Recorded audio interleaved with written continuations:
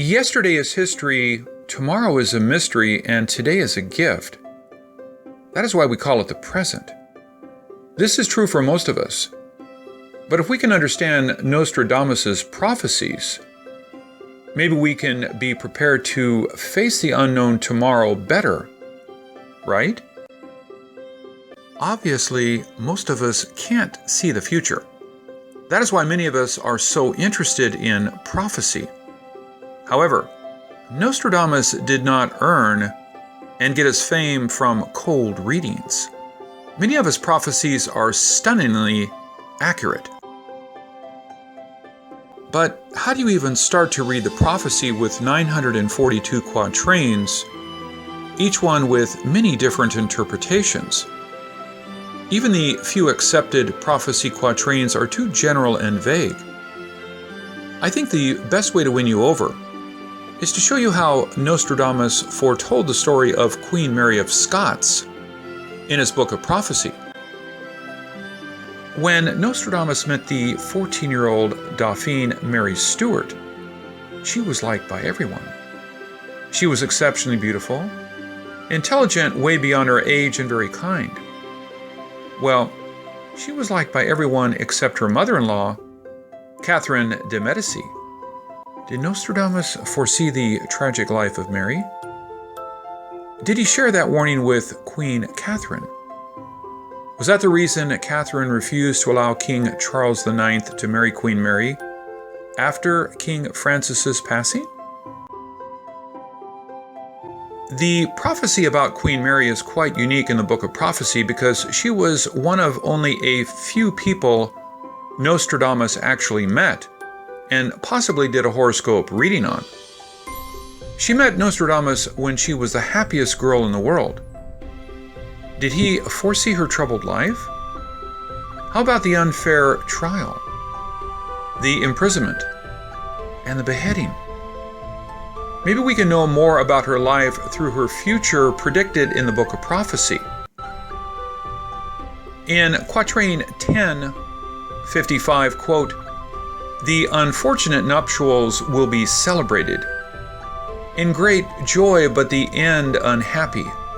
Husband and mother will slight the daughter-in-law, the Apollo dead and the daughter-in-law more pitiful."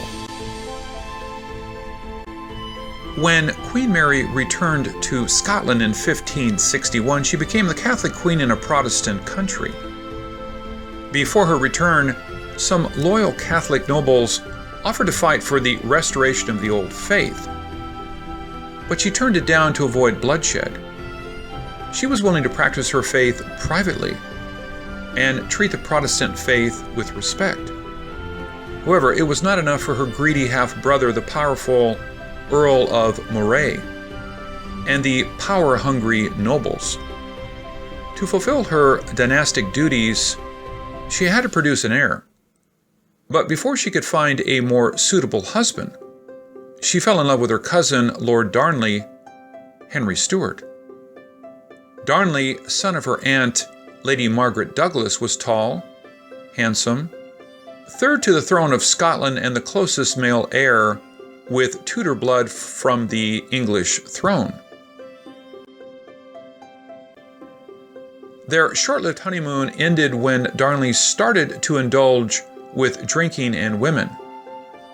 Mary found herself pregnant with the future King James.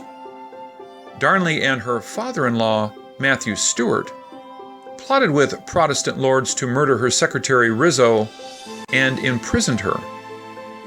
When Darnley realized the plot was not to teach Mary a lesson, as he intended, but to kill her and the unborn baby, he changed sides and escaped with Mary. The Protestant lords viewed this escape as a betrayal, which led to the plot of Darnley's murder. When Darnley died, Darnley's parents accused Mary as the killer. She was then imprisoned by Queen Elizabeth and eventually killed, just as predicted in the quatrains.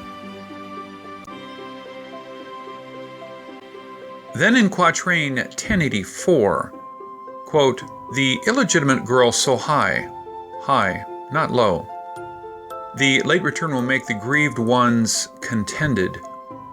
The reconciled one will not be without debates, in employing and losing all his time. This seemed to be a good depiction of Lady Margaret, Queen Mary's mother-in-law. Her parents' divorce made her illegitimate in many people's eyes, but she was born in England, was once the heir to Henry VIII before King Edward was born. So it was quite fitting to call her the illegitimate girl so high. Lady Margaret sent Lord Darnley to Mary's wedding in France in 1558 and asked for the restoration of Lennox's title and estate. It is a title Matthew Stewart lost when he sided with England and invaded Scotland. Queen Mary did not grant the restoration, but gave young Darnley 1,000 gold crowns and a promise to help when the time is right. Now, when Queen Mary returned to Scotland as a widow, Lady Margaret took the opportunity to get back the estate as purpose for Darnley. The return of Lennox gave Queen Mary false hope. While their granting of their restoration was not welcomed by many lords, Lady Margaret lost no time in her action plan. But even when everything went as planned, in a few years, Darnley lost the crown and his life. Then in quatrain 140, quote, "The fortresses of the besieged shut up, through gunpowder sunk into the abyss. The traitors will all be stowed away alive. Never did such a pitiful schism happen to the sextons." The relationship between Queen Mary and Darnley changed after the murder of Rizzo, her Italian secretary. However, with the birth of their son James, divorce was no longer an option. It had been rumored that Darnley planned on not standing by Mary, but when Darnley got seriously ill from syphilis, he realized that Mary was the only true family he had. Mary took him back and cared for him. But before he was fully recovered, gunpowder exploded in the basement of his residence, Kirkfield. The traitors murdered him in the garden before fleeing to the night. Then in quatrain 141, quote, "Female sex captive as a hostage will come by night to deceive the guards. The chief of the army, deceived by her language, will abandon her to the people. It will be pitiful to see." Mary was captured several times. First after the murder of Rizzo. She escaped that time with Darnley. And her only crime was that she believed as a Catholic, and her being a woman. She was then kidnapped and raped by Earl of Bothwell. No one came to her aid. And when she found that she was with Bothwell's child, she married Bothwell. Mary left with the Protestant lords who claimed that they came for her rescue. Bothwell was allowed to leave, but she was deceived, imprisoned, forced to abdicate. It was a pitiful tale. Then in quatrain 669, quote, "The great pity will occur before long. Those who gave will be obliged to take. No protection, starving, withstanding cold and thirst, to pass over the mountains committing a great scandal." Before Mary agreed to marry James Hepburn, Earl of Bothwell, Bothwell showed her the Annesley Tavern Bond, a bond signed by the most powerful Scottish lords begging Mary to marry Bothwell. The great pity is that no one came to the Queen's aid when she was kidnapped. They gave support for her marriage to Bothwell, but took a stand against it after the marriage. Mary was offered a safe passage if she sent Bothwell away. But when she accepted the deal, they took away the promise. When she escaped to England, seeking Queen Elizabeth's support, she was held for 18 years before losing her life. In quatrain century 1, number 86, quote, the great queen, upon seeing herself vanquished, will exhibit an excess of masculine courage.